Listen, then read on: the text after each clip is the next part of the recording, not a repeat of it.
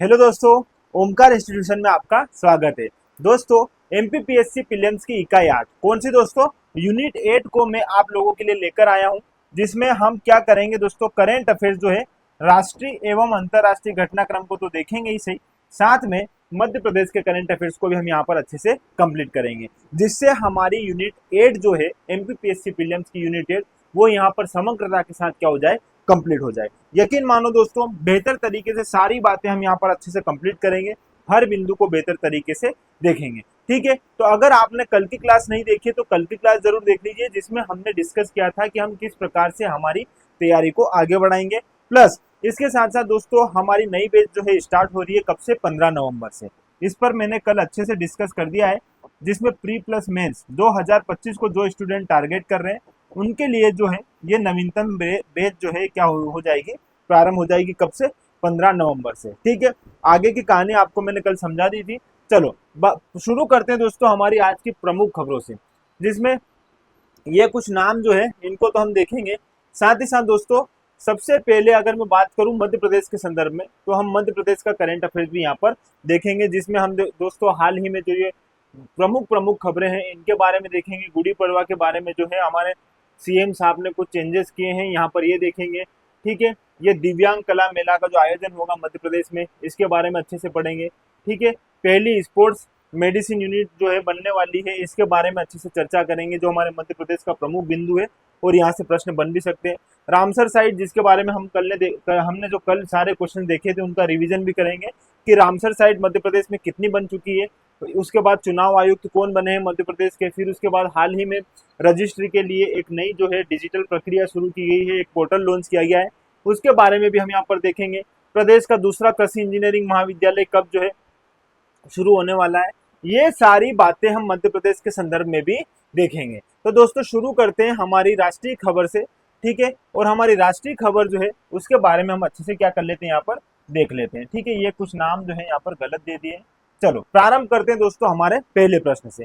पहला प्रश्न क्या है दोस्तों, यहाँ पर महान कारोबारी श्री रतन टाटा जी के निधन के पश्चात टाटा ट्रस्ट का चेयरमैन किसे नियुक्त किया गया। दोस्तों हाल ही में रतन टाटा जी जो है उनका क्या हो चुका है, निधन हो चुका है। तो ऐसी स्थिति में उनका उत्तराधिकारी किसे चुना जाएगा, इस बात का क्या चल रहा था, थोड़ा सा संशय चल रहा था और ये बात चर्चा में थी। दोस्तों 11 अक्टूबर यानी कल कल जो है टाटा सन्स के चेयरमैन के रूप में किसे नियुक्त कर दिया गया है, तो यहाँ पर नोएल टाटा को। नोएल टाटा जो है ये नवल टाटा जी के क्या है, सुपुत्र है, और हमारे जो रतन टाटा जी जो थे उनके क्या है, सौतेले भाई है। क्या है दोस्तों, सौतेले भाई। इसके साथ साथ दोस्तों अगर इनके विषय में मैं बात करूं तो ये भारतीय मूल के आयरिश नागरिक है। आयरिश जो है आयरलैंड की इनके पास नागरिकता है, और यहाँ पर वहां पर ये क्या है, मुख्य रूप से एक व्यवसायी है, ये आप जानते हो, कारोबारी है। आप सब इन सबके बारे में अच्छे से जानते हो, कौन से धर्म से संबंधित है, फारसी फारसी से संबंधित है, ये बात भी आप जानते हो। लेकिन थोड़ा सा और यहाँ पर अच्छे से देख लेते हैं। नोएल टाटा, नोएल जी जो है ये टाटा ट्रस्ट के परिवार से 5वें तथा कुल के 8वें चेयरमैन होंगे। ये इनका फोटो है, आप इनको एक बार देख लीजिए, थोड़ी थोड़ी इनकी शक्ल किनके जैसी है, रतन टाटा जैसी ही है, क्योंकि ये उनके क्या है दोस्तों सौतेले भाई हैं। ठीक है, आगे बात करते हैं। नोएल जो है ये 4 दशक से टाटा समूह से जुड़े हैं और सर रतन टाटा ट्रस्ट और दोराब जी टाटा ट्रस्ट के ट्रस्टी भी रहे हैं। टाटा सन्स में टाटा ट्रस्ट की 65% क्या है दोस्तों, हिस्सेदारी, ये इंपॉर्टेंट है। जो टाटा सन्स है, इस टाटा सन्स में दोस्तों ये जो ट्रस्ट है टाटा ट्रस्ट, इसकी कितने हिस्सेदारी है, 65.9%। ये महत्वपूर्ण बात है, और इसी बात को ध्यान में रखकर इन्हीं को क्या बनाया गया है, यहाँ पर चेयरमैन भी बनाया गया है। ठीक है, टाटा ग्रुप की कंपनियों की हिस्सेदारी इसमें कितनी है, 12.87%। मिस्त्री परिवार के पास इसका कितना हिस्सा है, 8.4%। ठीक है, आलू मिस्त्री है जिनसे इनका विवाह हुआ था, किसका, इनका नोएल टाटा का, और ये आपस में बड़े बड़े लोग हैं। आप बस इतना जानो यहाँ पर कि जो टाटा सन्स है इसमें टाटा ट्रस्ट की कितनी हिस्सेदारी है, यहाँ पर सबसे ज्यादा हिस्सेदारी इन्हीं की है, 65.9%। ठीक है, ये इनका चेहरा है, एक बार आप देख लीजिए। अब हाल ही में आप जितने भी न्यूज होगी उनमें यही चेहरा दिखेगा आपको, ये बात भी आप अच्छे से समझते हो। चलो अगला है दोस्तों, हाल ही में निहोन हिंडोक्यो संगठन को शांति के नोबेल पुरस्कार से सम्मानित किया गया है। यह संगठन किस देश से संबंधित है, किसकी बात कर रहा है दोस्तों, शांति का नोबेल पुरस्कार। अब आप जानते हो शांति का नोबेल पुरस्कार कौन सी सरकार देती है, नॉर्वे की सरकार देती है। कौन सी दोस्तों, नॉर्वे। जो नॉर्वेजियन सरकार है, नॉर्वे की जो सरकार है, उनके द्वारा शांति का नोबेल पुरस्कार दिया जाता है। ठीक है, देखो नॉर्वे की राजधानी देख लो दोस्तों, क्या है? ओस्लो। और ओस्लो में ही जो है यह जो है शांति के पुरस्कार का वितरण किया जाता है। इतनी बात आप जानते हो, नोबेल प्राइज के बारे में हमने अच्छे से पढ़ लिया था। ठीक है, चलो बाकी के सारे जो है अवार्ड्स वो स्वीडन से ही दिए जाते हैं, स्वीडन की सरकार द्वारा। लेकिन अगर आपके सामने यहाँ पर इस संगठन की मैं बात करूं, निहोन हिंडांक्यो संगठन, ये संगठन जो है, इस संगठन को मिला है दोस्तों शांति का नोबेल पुरस्कार। लेकिन ये संगठन किस देश से संबंधित है? यदि आपसे इस प्रकार से प्रश्न पूछे तो आपका सही आंसर होगा दोस्तों जापान। जापान का यह संगठन है और यह संगठन जो है शांति के क्षेत्र में क्या करता है दोस्तों? काम करता है। आपको थोड़ी सी स्टोरी सुनाता हूँ, थोड़ा सा इतिहास में ले जाता हूँ। द्वितीय विश्व युद्ध, आप जानते हैं दोस्तों 1939 से लेके 1945 तक चलने वाला कौन सा सेकेंड वर्ल्ड वार? मैं फर्स्ट वर्ल्ड वार की बात नहीं कर रहा हूं, यहाँ पर सेकेंड वर्ल्ड वार की बात कर रहा हूं। इस सेकेंड वर्ल्ड वार में दोस्तों लगभग 100 मिलियन लोगों ने क्या लिया था? भाग लिया था। और जिसमें 50 मिलियन लोगों की क्या हुई थी? मृत्यु हो गई थी। लगभग विश्व का 3% जो है आबादी उसमें क्या हुई थी? शहीद हुई थी। उसमें क्या हुई थी? उन लोगों की मृत्यु हुई थी। ये एक थोड़ा सा फैक्ट है, आप समझते हो। कहानी थोड़ी सी समझना, ये बात इसलिए बोल रहा हूँ, इस संगठन से संबंधित ही है ये बात। दोस्तों आपने देखा होगा दो राष्ट्र जो थे, एक धुरी राष्ट्र था और एक मित्र राष्ट्र था। द्वितीय विश्व युद्ध की मैं थोड़ी सी कहानी समझा रहा हूं आपको। एक साइड था दोस्तों धुरी राष्ट्र, क्या था? इसे हिंदी में ऐसा बोलते हैं धुरी राष्ट्र। ठीक है, और एक साइड था दोस्तों कौन सा? मित्र राष्ट्र। अब मित्र राष्ट्र में तो सारे बड़े बड़े देश जो आज हम देखते हैं, जैसे अमेरिका, जैसे चीन। चीन भी कई हद तक जो है मित्र राष्ट्र से ही संबंधित था। तो चीन हुआ, उसके बाद अमेरिका हुआ, रूस हुआ, ठीक है, फ्रांस, ब्रिटेन, ये सारे जो है किससे संबंधित है दोस्तों? मित्र राष्ट्र से संबंधित थे। लेकिन धुरी राष्ट्र में 3 देश जो थे, जिनका नाम याद रखना, एक इटली था, एक जर्मनी था और एक जापान। कौन से थे 3 देश? जर्मनी, जापान और इटली, ये 3 देश थे।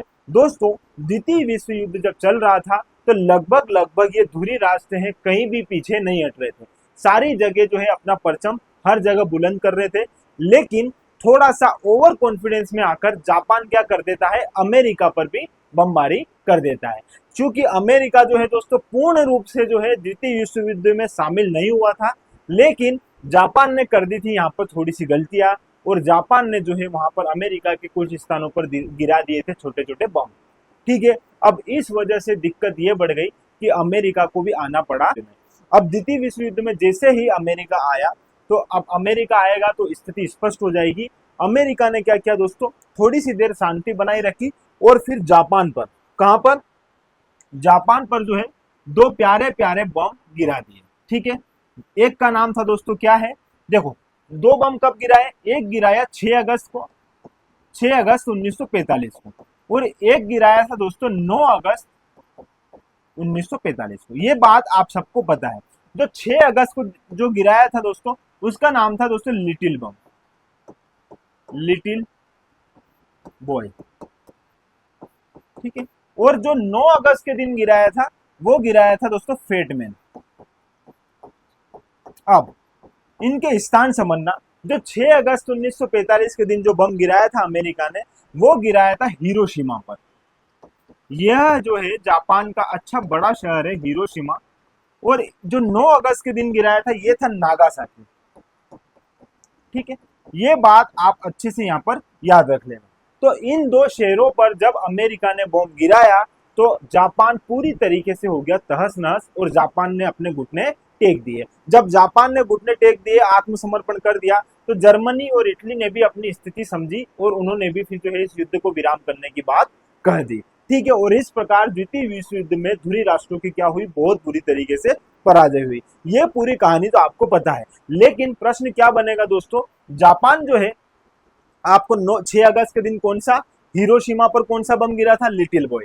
ठीक है, और नागासाकी पर कौन सा? फेटमैन। ये तो बेसिक सी बात थी। लेकिन उस समय के जो राष्ट्रपति हुआ करते थे, जिनमें 2 नाम आप यहाँ पर याद रखना, जो पूर्व राष्ट्रपति हैं यूएसए के, जिसमें एक का नाम है दोस्तों क्या? जो लिटिल बॉय के नाम से जिसे समझते हैं हम, लिटिल बॉय जो बम है, इसको किस संदर्भ में देखा गया है दोस्तों? तो उस समय के राष्ट्रपति थे फ्रैंकलिन डी रूजवेल्ट। आप इतना सा नाम याद रख लो, डी रूजवेल्ट। ये जो डी रूजवेल्ट है, इन्हीं को जो है इस संदर्भ में देखा गया है लिटिल बॉय के नाम से। और यदि मैं नागासाकी पर जो बम गिरा था फेट मैन की बात करूं, तो विंस्टन चर्चिल, जो चर्चिल जो है पूर्व राष्ट्रपति विंस्टन चर्चिल जो है, इनको इनको किस संदर्भ में देखा जाता है, फेट मैन के संदर्भ में देखा जाता है। तो यहाँ पर कभी कभी और अगर इस प्रकार से प्रश्न पूछ ले तो आप इस बात को भी थोड़ा सा क्या कर लेना, देख लेना। ठीक है, चलो ये कहानी समझ में आई। तो दोस्तों फिर क्या हुआ, जापान पूरी तरीके से तहस नहस हो गया। और उसके बाद उस समय तो जापान में बहुत सारी मृत्यु हुई सही, लेकिन बाद में इन परमाणु बम के कारण जो घातक विकिरण थी, उन विकिरण से बहुत सारे लोग जो है कई समय तक क्या हुए, प्रभावित हुए। उनमें कई बीमारियों ने क्या लिया, घर ले लिया, उन बीमारियों ने जन्म लिया और उनकी वजह से बहुत सारी तकलीफें हुई। तो इस बात को ध्यान में रखकर एक संगठन ने शांति के क्षेत्र में अपना काम किया और उस संगठन का नाम है निहोन हिंडांक्यो संगठन। ठीक है, यह कभी दोस्तों जापान का एक संगठन है और हाल ही में इसे क्या दिया गया है, शांति का नोबेल पुरस्कार। ठीक है, बात याद रखना इंपॉर्टेंट है, थोड़ा सा इस संगठन के बारे में जानो। यह संगठन हिरोशिमा और नागासाकी, मैंने थोड़ी देर पहले आपको पूरी कहानी स्पष्ट कर दी है। हिरोशिमा और नागासाकी के परमाणु बम से बचे लोगों का जमीनी स्तर का आंदोलन है, जिसे हिबाकुशा के नाम से भी जाना जाता है। इस आंदोलन को या इस संगठन को किस नाम से जाना जाता है दोस्तों, हिबाकुशा के नाम से भी जाना जाता है। शांति का नोबेल पुरस्कार नॉर्वे की नोबेल समिति द्वारा प्रदान किया जाता है। आप जानते हो नॉर्वे, और नॉर्वे की राजधानी है ओस्लो। ठीक है, चलो अमेरिका द्वारा हिरोशिमा और नागासाकी पर गिराए गए परमाणु बम से लगभग 1,20,000 लोग तत्काल मारे गए थे। ठीक है, ये बात भी यहाँ पर याद रखना। 1956 में गठित निहोन हिदांक्यो जापान का सबसे बड़ा और सबसे प्रभावशाली हिबाकुशा संगठन बन गया। कब इसका गठन हुआ था दोस्तों, 1956 में। ठीक है, ये बात भी आप यहाँ पर याद रखना। नोबेल समिति ने माना कि लगभग 80 वर्षों से किसी भी संघर्ष में परमाणु हथियार का इस्तेमाल नहीं किया गया है, और जिसका कुछ श्रेय निहोन हिंडांक्यो को भी जाता है। तब से लेके अभी तक जापान ने कभी किसी प्रकार से परमाणु बम का यहाँ पर उपयोग नहीं किया। और इस बात को जो है महत्व दिया जाता है किसके संदर्भ में, यहाँ पर इस संगठन के बारे में, हिबाकुशा संगठन, क्योंकि यह संगठन शांति के क्षेत्र में क्या करता है, काम करता है। ठीक है, तो जापान ने इसके महत्व को समझा और कभी भी परमाणु बम का कभी भी किसी भी युद्ध में किसी प्रकार से क्या किया, प्रयोग नहीं किया। तो यहाँ पर यह बात आपको अच्छे से क्या करना है दोस्तों, याद रखना है, इंपॉर्टेंट है, बात यहाँ से पूछी जा सकती है। चलो अभी हमारी राष्ट्रपति द्रौपदी मुर्मू जी जो है, ये क्या है दोस्तों, अफ्रीका की यात्रा पर गए हैं। ठीक है, तो अफ्रीका के कुछ शहरों में ये जो है गए हैं। तो यहाँ पर आपसे प्रश्न पूछा जाएगा कि राष्ट्रपति द्रौपदी मुर्मू 13 से 19 अक्टूबर 2024 कब से कब तक गए हैं दोस्तों, कल से ये जाएंगे 13 से 19 अक्टूबर 2024 तक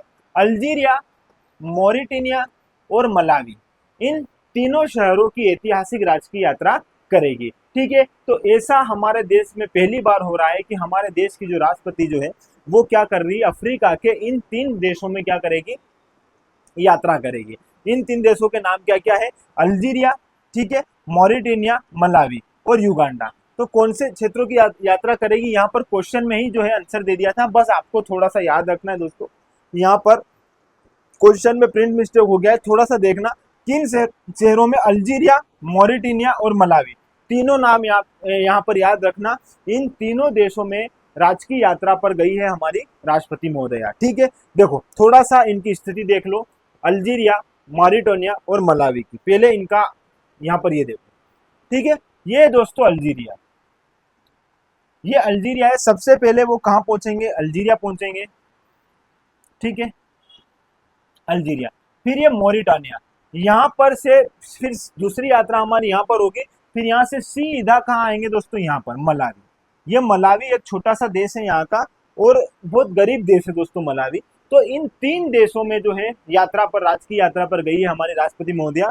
आपसे एग्जाम में यहाँ के राष्ट्रपति से भी संबंध पूछ सकता है, और इनकी राजधानी क्या है, इन तीनों की यहाँ से प्रश्न बन सकता है कि राजधानी क्या है या फिर यहाँ के राष्ट्रपति कौन है। तो यह किसी भारतीय राष्ट्राध्यक्ष की इन देशों की पहली यात्रा है, ये बात मैंने आपको बता दी है। और यह अफ्रीका के साथ साथ भारत की रणनीतिक भागीदारी में भी मजबूती प्रदान करेगी। ठीक है, चलो अल्जीरिया की मैं बात करूं दोस्तों, तो अल्जीरिया की यात्रा रहेगी 13 से 15 अक्टूबर तक। ठीक है, और पहली यात्रा यही रहेगी। यहाँ के राष्ट्रपति हैं अबेदल मजीद टेबोने।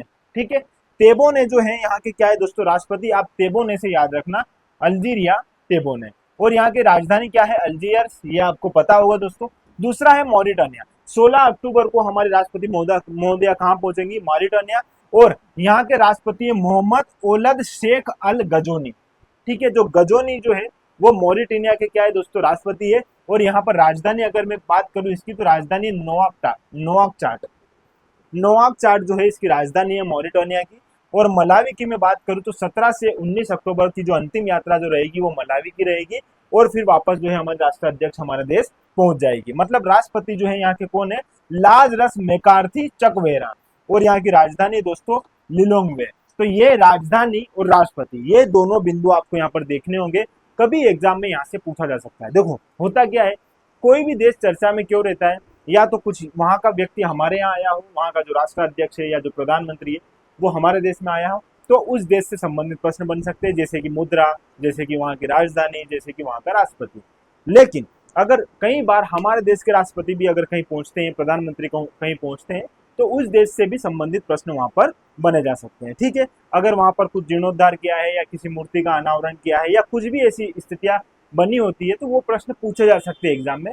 तो यहाँ ऐसा कुछ विशेष हुआ नहीं है, लेकिन आपको यहाँ पर क्या करना है? इनकी राजधानी और इनके राष्ट्रपति का नाम याद रखना है। ठीक है, मैप के माध्यम से हमने तीनों कंट्री को यहाँ पर देख भी लिया था। अगला प्रश्न हमारा क्या है दोस्तों? हाल ही में दक्षिण पूर्व एशियाई देशों के संगठन आसियान, किसकी बात कर रहा है दोस्तों? आसियान। हाल ही में आसियान के 44 व 45 दोनों शिखर सम्मेलन का जो है आयोजन हुआ है। तो यह आयोजन कहाँ पर हुआ है? तो यह आयोजन हुआ है दोस्तों लाओस में। कहाँ पर हुआ है? लाओस में हुआ है। थोड़ा सा लाओस की स्थिति भी अपन देख लेते हैं। चलो, ये है लाओस। ठीक है दोस्तों, और ये है हमारे आसियान की 10 कंट्री। पहले आप इन 10 कंट्री को अच्छे से देखो। आसियान मतलब association of south east Asian nation, मतलब जो साउथ ईस्ट एशिया जो है उसके नेशंस की हम क्या करेंगे? बात करेंगे। तो यहाँ पर हमारा भारत का एरिया दोस्तों हो जाता है खत्म। देखो, क्योंकि भारत इसका सदस्य नहीं है, इस मैप से आपको ये चीज स्पष्ट हो जाएगी कि भारत जो है वो आसियान का सदस्य नहीं है, क्योंकि भारत यहाँ तक ही है। आप जानते हो हमारा भारत का क्षेत्र ये यहाँ तक है। ठीक है, उससे जस्ट सटा हुआ जो है हमारा म्यांमार जो है, तो म्यांमार इसके अंतर्गत आता है। ठीक है, तो म्यांमार किसका हिस्सा हो गया? आसियान में आने वाली एक कंट्री हो गई। फिर म्यांमार के जस्ट नीचे आप देखोगे, जस्ट इधर पास में दोस्तों यहाँ पर है लाओस। और यही लाओस पर जो है हाल ही में क्या हो रहा है? यहाँ पर इस सम्मेलन का आयोजन हो रहा है। तो लाओस याद रखना दोस्तों। ठीक है, ये है लाओस। ठीक है, ये है म्यांमार, यदि आपको दिखाई दे रहा होगा तो। इसके जस्ट नीचे, म्यांमार के नीचे हमारा थाईलैंड है। तो आप यहाँ पर थाईलैंड भी देख लीजिए। ये तीसरी कंट्री कौन सी हो गई दोस्तों? थाईलैंड। फिर थाईलैंड और इधर आप थोड़ा सा आगे आओगे तो यहाँ पर आपको मिलेगा कंबोडिया। तो कंबोडिया चौथी कंट्री होगी। और यहाँ पर वियतनाम जो है दोस्तों, ये वियतनाम जो है कौन सी कंट्री हो जाएगी? 5 कंट्री हो जाएगी। तो ऊपर ऊपर की 5 कंट्री आपको पता है, जिसमें आप म्यांमार जाओगे, फिर लाओस, फिर कंबोडिया और थाईलैंड और वियतनाम। देखो, म्यांमार के जस्ट नीचे थाईलैंड आ गया, तो आपने म्यांमार और थाईलैंड को याद कर लिया। 3 कंट्री को एक साथ याद किया जाता है, Laos, Cambodia, Vietnam. Laos, Cambodia, Vietnam, क्योंकि दोस्तों ये तीनों पास में है।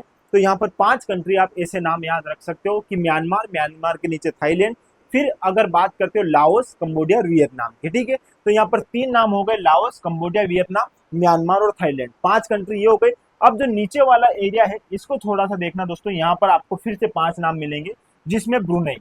देखो, ये है ब्रुनई। ठीक है, और ब्रुनई दोस्तों ये वाला एरिया है। और यहीं पर आपको मिल जाएगा मलेशिया। तो ब्रुनई, मलेशिया और सिंगापुर, ये तीनों नाम एक साथ आप यहाँ पर याद रखो। और इधर फिलिस्तीन और इधर इंडोनेशिया, ये इंडोनेशिया है और ये फिलीपींस है। फिलीपींस और इंडोनेशिया, ये दो अलग इधर से याद रख लो। ठीक है, और ये 3 यहाँ पर इधर नाम याद रख लो। तो इस प्रकार ये भी कितने हो जाएंगे? 5। तो 5 और 5 10। तो आसियान में कितनी कंट्री दोस्तों? 10 कंट्री है। भारत इसमें शामिल नहीं है, चाइना भी इसमें शामिल नहीं है। आपको केवल यही याद रखना है कि इसमें 10 कंट्री है, लेकिन भारत इसमें शामिल नहीं है और इन कंट्रियों के नाम पूछे जाते हैं। तो आप सबसे पहले देखना म्यांमार, म्यांमार के नीचे थाईलैंड, फिर लाओस, कंबोडिया, वियतनाम, ये 5 नाम आपके यहाँ पर हो जाएंगे। फिर थोड़ा नीचे आओगे दोस्तों तो ब्रुनई, ब्रुनई के जस्ट साइड में अगर आप इधर देखोगे मलेशिया, इधर सिंगापुर, मलेशिया, सिंगापुर और ब्रुनई, 3 नाम ये, इधर फिलीपींस और इधर इंडोनेशिया। तो इस प्रकार 10 नाम आपके यहाँ पर क्या हो जाएंगे? आपको सीधे सीधे याद हो जाएंगे। ठीक है, तो यहाँ पर इसका राइट आंसर दोस्तों ये हो जाएगा। थोड़ा सा समझते हैं यहाँ पर आसियान के बारे में। शुरुआत जो है इस सम्मेलन की कब हुई दोस्तों? 9 अक्टूबर को। 9 अक्टूबर को जो है इसकी शुरुआत हो चुकी है। कहां पर हुई है? लाओस का एक शहर है दोस्तों, वियंतियाने। वियंतियाने जो है लाओस में एक जगह है, वहां पर जो है यह जो है आयोजन किया जा रहा है। इसकी थीम क्या है दोस्तों? आसियान की इस बार की थीम है दोस्तों कनेक्टिविटी और लचीलापन बढ़ाना। कनेक्टिविटी और लचीलापन बढ़ाना 2024 की इसकी क्या है? थीम है, ये भी मेंशन कर लेना। और लाओस के राष्ट्रपति कौन है दोस्तों? सियोथिल। यहाँ पर थोंगलाउन, पूरा नाम याद रखना, थोंगलाउन सिसोउथिल, सिसोउलिथ है ना। सिसोउलिथ जो है यहाँ के क्या है दोस्तों? राष्ट्रपति है। ये नाम आप थोड़ा सा देख लीजिएगा। पूरा नाम क्या है? दक्षिण पूर्व एशियाई राष्ट्र ASEAN, association of south east Asian nation इसका फुल फॉर्म है। इसकी स्थापना हुई थी दोस्तों 8 अगस्त 1967 को। 1967 में इसकी स्थापना हुई थी। संस्थापक सदस्य कौन कौन थे? तो 5 इसके संस्थापक सदस्य थे। कौन दोस्तों? 5 इसके संस्थापक सदस्य थे, जिसमें इंडोनेशिया, मलेशिया, फिलीपींस, सिंगापुर और थाईलैंड, ये 5 इसके क्या थे? संस्थापक सदस्य। और फिर बाद में ब्रुनेई इसमें जुड़ा, फिर कंबोडिया, लाओस, म्यांमार और वियतनाम, ये जो है बाद में 5 देश जुड़े। और इस प्रकार टोटल 10 जो है यहाँ पर क्या हो गए दोस्तों? जुड़ गए। और टोटल इनकी संख्या कितनी हो गई? 10। तो आसियान में कितने सदस्य हो गए? 10 सदस्य हो गए। और इसका मुख्यालय कहाँ है दोस्तों? इंडोनेशिया की राजधानी जकार्ता में। ठीक है, तो आई होप आपको पूरा यहाँ पर आसियान अच्छे से समझ में आया होगा। ठीक है, अब अगली बात करते हैं दोस्तों, हमारी अगली महत्वपूर्ण खबर है जिसको अच्छे से देख लीजिए। यहाँ पर ये है दोस्तों टेलीस्कोप की बात कर रहा है ना। हाल ही में परमाणु ऊर्जा विभाग के सचिव, देखो परमाणु ऊर्जा विभाग के सचिव और परमाणु ऊर्जा आयोग के अध्यक्ष, तो कौन है दोस्तों? परमाणु ऊर्जा विभाग के सचिव भी और परमाणु ऊर्जा आयोग के अध्यक्ष भी, इनका नाम है अजीत कुमार मोहंती। तो यहाँ पर पहले तो ये याद रखो कि परमाणु ऊर्जा आयोग के अध्यक्ष कौन है? अजीत कुमार मोहंती। और परमाणु ऊर्जा विभाग के सचिव भी कौन है दोस्तों? अजीत कुमार मोहंती। तो इन्होंने क्या किया दोस्तों? इन्होंने कहां पर मेजर एटमॉस्फेरिक चेरेनकोव एक्सपेरिमेंट वेधशाला का उद्घाटन किया है। नाम थोड़ा जटिल है, इसको थोड़ा एक बार और पढ़ना। मेजर एटमॉस्फेरिक चेरनेकोव एक्सपेरिमेंट, दोस्तों यह जो है टेलीस्कोप से संबंधित है। और यहाँ पर खगोल विज्ञान के इतिहास में भारत ने फिर से जो है अपना क्या किया है? नाम रोशन किया है। और लद्दाख में यह जो है टेलीस्कोप स्थापित किया गया है। ये यहाँ पर आप चित्र के माध्यम से इसको देख पा रहे हो। थोड़ा सा इस टेलीस्कोप के बारे में हम क्या करते हैं? बात करते हैं। चलो देखो दोस्तों, यह स्मारकी सुविधा एशिया में सबसे बड़ी इमेजिंग चेरनेकोव दूरबीन है। ठीक है, सबसे लंबी और सबसे बड़ी हमारी कौन सी रहेगी? एशिया की सबसे बड़ी दूरबीन है ये। और दोस्तों दुनिया में अपनी तरह की सबसे ऊंची दूरबीन जो 1000 फीट की ऊंचाई पर स्थित है, लगभग 1000 फीट की ऊंचाई पर इसे क्या किया गया दोस्तों? स्थित किया गया है। और electronics corporation of India limited और अन्य भारतीय उद्योगों की भागीदारी के सहयोग से भाभा परमाणु अनुसंधान केंद्र द्वारा स्वदेशी रूप से इसे निर्मित किया गया है। तो वर्तमान में आपको ये याद रखना है दोस्तों कि सबसे बड़ी और ऊंची दूरबीन जो है भारत के किस राज्य या केंद्र शासित प्रदेश में स्थापित की गई है? तो लद्दाख में की गई है। ठीक है, खगोल विज्ञान के इतिहास में या खगोल विज्ञान के संदर्भ में अगर देखा जाए तो भारत की अपनी एक बहुत बड़ी क्या है दोस्तों? उपलब्धि है। इसे भी आप अच्छे से यहाँ पर देख लीजिएगा। ठीक है, तो अब बात कर लेते हैं हमारे मध्य प्रदेश के करंट अफेयर्स की। अभी हमने राष्ट्रीय अंतरराष्ट्रीय घटनाक्रम को एक बार देख लिया है, अब बात कर लेते हैं हमारे मध्य प्रदेश के करंट अफेयर्स की। ठीक है, पहला प्रश्न है हमारा दोस्तों यहाँ पर, हाल ही में देश में पहली बार पेपरलेस वोटिंग की शुरुआत भोपाल जिले के किस गांव से की गई है? हाल ही में भोपाल जिले का जो एक गांव है दोस्तों रतुआ रतनपुर, इसमें जो है यहाँ पर जो है पंचायत के उपचुनाव हुए हैं। और इन चुनाव में दोस्तों यहाँ पर क्या किया गया है? पेपरलेस वोटिंग की गई है। तो ऐसा हमारा मध्य प्रदेश पहला राज्य बन गया है देश में जिसमें पहली बार क्या हुई है दोस्तों? पेपरलेस वोटिंग हुई है। यहाँ पर अगर देखोगे चुनाव कौन करवाता है? पंचायत और इनके तो दोस्तों राज्य चुनाव आयोग जो है क्या करवाता है? इनका चुनाव करवाता है। और यह रतुआ रतनपुर जो है भोपाल जिले का क्या है दोस्तों? यहाँ पर भोपाल का एक क्या है? गांव है। और यहाँ पर याद रखना इस नाम को, पेपरलेस वोटिंग की गई है। और मध्य प्रदेश का पहला ऐसा गांव भी बन गया है और मध्य प्रदेश देश में पहला ऐसा राज्य बन गया है जहां पर पेपरलेस वोटिंग की शुरुआत की गई है। ठीक है, आगे बढ़ते हैं हमारे अगले प्रश्न की ओर दोस्तों। हाल ही में माननीय मुख्यमंत्री ने मध्य प्रदेश में गुड़ी पड़वा पर्व को किस दिवस के रूप में मनाए जाने की घोषणा की है? 4 ऑप्शन है आपके सामने, षष्ठी दिवस, आरंभ दिवस, षष्ठी आरंभ दिवस या हिंदू दिवस। दोस्तों षष्ठी आरंभ दिवस यहाँ पर क्या रहेगा? राइट आंसर आंसर रहेगा। और हमारे प्रदेश के जो मुख्यमंत्री है मोहन जी यादव, उन्होंने गुड़ी पड़वा पर्व जो है इसका नाम अब परिवर्तित करके क्या कर दिया है दोस्तों, षष्ठी आरंभ दिवस। ठीक है, चलो थोड़ा सा समझते हैं इसके बारे में भी। मध्य प्रदेश सरकार प्रतिवर्ष 30 मार्च 2025 से, कब से दोस्तों, 30 मार्च से जो है उज्जैन जिले से इसकी शुरुआत होगी। तो 30 मार्च से उज्जैन से गुड़ी पड़वा पर्व को अब षष्ठी आरंभ दिवस के रूप में मनाएगी। कब से दोस्तों, 30 मार्च से, ये याद रखना कब से, 30 मार्च से। अब गुड़ी पड़वा जो है हमारा, अब गुड़ी पड़वा का नाम क्या होगा यहाँ पर, षष्ठी आरंभ दिवस। ठीक है, इसे चैत्र माह के शुक्ल पक्ष के पहले दिन मनाया जाता है, ये बात आपको पता होगी। इसे उत्तर भारत में किस नाम से जाना जाता है दोस्तों, गुड़ी पड़वा या नव संवत्सर। नव संवत्सर जो है इस नाम से या गुड़ी पड़वा के नाम से इसे जाना जाता था। और दक्षिण भारत में उगादी या पुंथाडू, पुंथाडू या उगादी नाम से इसे जाना जाता है दोस्तों गुड़ी पड़वा को। और यहाँ पर अगर मैं उड़ीसा की बात करूं तो उड़ीसा में इसे महाविषुव के नाम से जाना जाता है, महाविषुव संक्रांति के नाम से, महाविषुव संक्रांति के नाम से इसे जाना जाता है। कहां पर, उड़ीसा में। तो ये नाम भी आप अच्छे से समझ लीजिएगा। और ये प्रश्न बनेगा कि 30 मार्च से जो है 2025 से अब गुड़ी पड़वा का नाम क्या कर दिया जाएगा दोस्तों, यहाँ पर ये नाम याद रखिएगा, इंपॉर्टेंट है, षष्ठी आरंभ दिवस, षष्ठी का आरंभ। ठीक है, ये बात आप यहाँ पर अच्छे से समझ लीजिएगा। हाल ही में 17 से 27, कब से कब तक दोस्तों, ये 10 दिन का जो है यहाँ पर कार्यक्रम है। तो 10 दिन मतलब 17 से 27 अक्टूबर तक आयोजित होने वाला 21वां दिव्यांग कला मेला 2024, कौन से क्रमांक का दोस्तों, 21 क्रमांक का। कौन सा मेला, दिव्यांग कला मेला 2024। इसका आयोजन मध्य प्रदेश के किस शहर में होने जा रहा है, किस शहर में होने जा रहा है दोस्तों, यहाँ पर जबलपुर में। जबलपुर में इस मेले का आयोजन होगा। यहाँ पर जितने भी देश भर के, ये केंद्र सरकार द्वारा इसका आयोजन किया जाता है दोस्तों। तो केंद्रीय लेवल का यह जो है मेला, यह जो है कहाँ पर किया जाएगा, जबलपुर में। कब से कब तक दोस्तों, 17 से 27 अक्टूबर तक। ठीक है, तो इस दिव्यांग मेले में जो दिव्यांगजन है वो क्या करते हैं, अपने उत्पाद का प्रदर्शन करते हैं, जो भी उन्होंने रचना की है, जो भी उन्होंने बनाया है। तो यहाँ पर ये मेला इंपॉर्टेंट है, नाम भी याद रखना दोस्तों, जबलपुर में होने वाला है ये मेला। ठीक है, 2024 में। देखो आयोजन स्थल जबलपुर में एक स्कूल है दोस्तों जिसका नाम है MLB स्कूल। और इस MLB स्कूल के मैदान में इसका क्या किया जाएगा, आयोजन किया जाएगा। और आयोजन करता कौन है, केंद्र सरकार। और केंद्र सरकार का सामाजिक न्याय और अधिकारिता मंत्रालय जो है इसका क्या करता है, आयोजन करता है। इसका उद्देश्य क्या है, दिव्यांगजनों द्वारा बनाए गए शिल्प व उनके उत्पादों का क्या करना, प्रदर्शन करना। ठीक है, केंद्र सरकार द्वारा सामाजिक न्याय और अधिकारिता मंत्रालय के मंत्री कौन है दोस्तों, वीरेंद्र कुमार। ये नाम भी आप यहाँ पर याद रख लीजिएगा। कुछ फैक्ट जो है आपसे यहाँ से सीधे सीधे पूछे जा सकते हैं। ठीक है, हाल ही में प्रदेश में पहली स्पोर्ट्स मेडिसिन यूनिट। अब दोस्तों स्पोर्ट्स में जो भी हमारे खिलाड़ी है, यदि उनको कुछ लग जाती है, इंजरी हो जाती है, तो ऐसे में उनको मेडिसिन की जो है तुरंत क्या करवाई जाएगी, उपलब्धता करवाई जाएगी। और इसी बात को ध्यान में रखकर किस कॉलेज में मेडिकल कॉलेज यहाँ पर स्थापित किया जा रहा है, कौन सी यूनिट, स्पोर्ट्स मेडिसिन यूनिट। तो इस पे स्पोर्ट्स मेडिसिन यूनिट जो है मध्य प्रदेश के किस मेडिकल कॉलेज में जो है स्थापित की जा रही है दोस्तों, तो वो की जाएगी गांधी मेडिकल कॉलेज में। ठीक है, और गांधी मेडिकल कॉलेज कहाँ पर है दोस्तों, भोपाल में।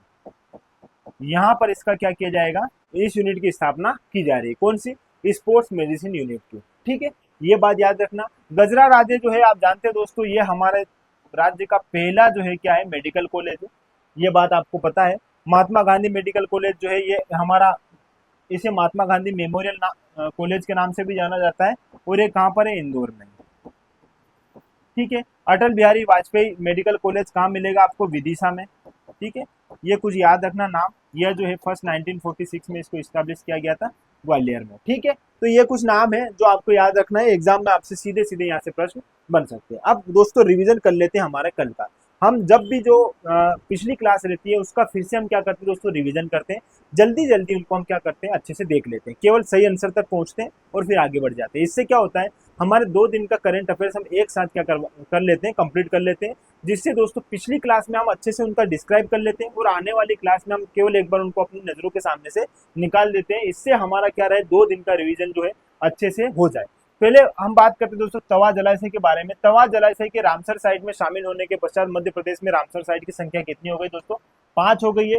5 जो है आप जानते हो कौन कौन सी है, सबसे पहली तो हमारी भोज वेटलैंड है, दूसरा हमारी सांक्य सागर झील हो गई, तीसरा सिरपुर तालाब इंदौर का हो गया, चौथा यशवंत सागर हो गया, और पांचवी कौन सी है, तवा जलाशय। आप मुझे कमेंट सेक्शन में ये बोलना कि बता देना दोस्तों कि तवा जलाशय जो है ये कहाँ पर, ठीक है, आपको कमेंट सेक्शन में इसका आंसर देना होगा। चलो आगे बात करते हैं दोस्तों, मध्य प्रदेश का नया मुख्य सूचना आयुक्त किसे नियुक्त किया गया है, तो माननीय विजय जी यादव जो है मुख्य सूचना आयुक्त के रूप में नियुक्त किए गए हैं, और अन्य सूचना आयुक्त जो है वो हमारे उमाशंकर पचौरी जी, वंदना गांधी और न्यायाधीश ओमकार नाथ जी को जो है क्या यहाँ पर अपॉइंट किया गया है। आपको कमेंट सेक्शन में ये बताना है कि पहले जो है सूचना आयुक्त कौन थे, आप मुझे कमेंट में इसका आंसर दे दीजिएगा। चलो आगे बात करते हैं दोस्तों, यहाँ पर हाल ही में मध्य प्रदेश सरकार ने संपत्ति की रजिस्ट्री प्रक्रिया को डिजिटल करने हेतु किस पोर्टल को लॉन्च किया है, तो संपदा 2 पोर्टल जो है ये अब क्या करेगा दोस्तों, रजिस्ट्री करेगा ऑनलाइन रूप से, ठीक है। आपको ये बात मैंने अच्छे से समझा दी थी, आपको केवल ये बताना है कि सारा पोर्टल जो है ये किससे संबंधित है और दीक्षा पोर्टल है ये किससे संबंधित है। आपको कमेंट सेक्शन में इसका जवाब भी देना होगा। चलो आगे बात करते हैं दोस्तों, प्रदेश के किस जिले में दूसरा कृषि इंजीनियरिंग महाविद्यालय खोला जाना प्रस्तावित है, तो अशोकनगर में यह खोला जाएगा। आपको ये बताना है कि पहला कृषि विश्वविद्यालय कौन सा दोस्तों, पहला कृषि विश्वविद्यालय जो है किस जिले में है और इसे कब जो है यहाँ पर स्टैब्लिश किया गया था। कमेंट सेक्शन में आप मुझे इसका आंसर भी दे दीजिएगा। चलो आगे बात करते हैं दोस्तों, हाल ही में एक नया वायरस मारबर्ग अफ्रीका के किस स्थान पर देखा गया। देखो अभी हाल ही में देखा गया है दोस्तों, कहां पर, ये रवांडा में, लेकिन 1967 के आसपास जो है यह पहली बार कहां देखा गया था, ये आपको बताना है मुझे, पहली बार कहां पर देखा गया था। ये है जो है रवांडा में जो है ये मारबर्ग वायरस जो है देखा गया है। ये सारी स्थिति मैंने आपको बता दी थी, पहली बार इसे कहाँ देखा गया था, ठीक है। कमेंट सेक्शन में इतना मुझे बता देना। हाल ही में विश्व स्वास्थ्य संगठन WHO ने भारत को किसे सार्वजनिक स्वास्थ्य समस्या के रूप में समाप्त करने के लिए आधिकारिक रूप से मान्यता दी है, ट्रेकोमा को मान्यता दे दी है WHO ने भारत के संदर्भ में। ट्रेकोमा से कौन सा अंग प्रभावित होता है, आप मुझे कमेंट सेक्शन में इसका आंसर बताना, क्योंकि कल हमने ट्रेकोमा को बहुत अच्छे से देख लिया था, ठीक है। अगला प्रश्न है दोस्तों, हाल ही में भारत के चंद्र ध्रुवीय अन्वेषण मिशन ल्यूपेक्स को राष्ट्रीय अंतरिक्ष आयोग द्वारा मंजूरी दे दी गई है, यह किस देश के साथ मिलकर किया जाएगा, तो दोस्तों यह जापान की जो अंतरिक्ष एजेंसी जक्सा है उसके साथ इसका जो है क्या किया जाएगा, हम मिलकर इसका अभियान शुरू करेंगे। आपको केवल यह बताना है दोस्तों, जो ल्यूपेक्स है इसका फुल फॉर्म क्या है, आपको इसका फुल फॉर्म जो है बताना है, इसका फुल फॉर्म क्या है, ठीक है। मुझे कमेंट में इसका आंसर चाहिए। चलो आगे बात करते हैं, टेनिस के दिग्गज खिलाड़ी राफेल नडाल जो है इन्होंने 23 साल के शानदार करियर के बाद पेशेवर टेनिस से संन्यास लेने की घोषणा की है, ये किस देश से संबंधित है। देखो ये जो है राफेल नडाल ये स्पेन से संबंधित है, आप जानते हो। आपको यहाँ पर क्या बताना है दोस्तों, यह जो है नोवाक जोकोविच, एक नाम मैं आपको बता रहा हूं, नोवाक जोकोविच, यह किस देश से संबंधित है, आपको यहाँ पर कमेंट सेक्शन में आंसर बताना है।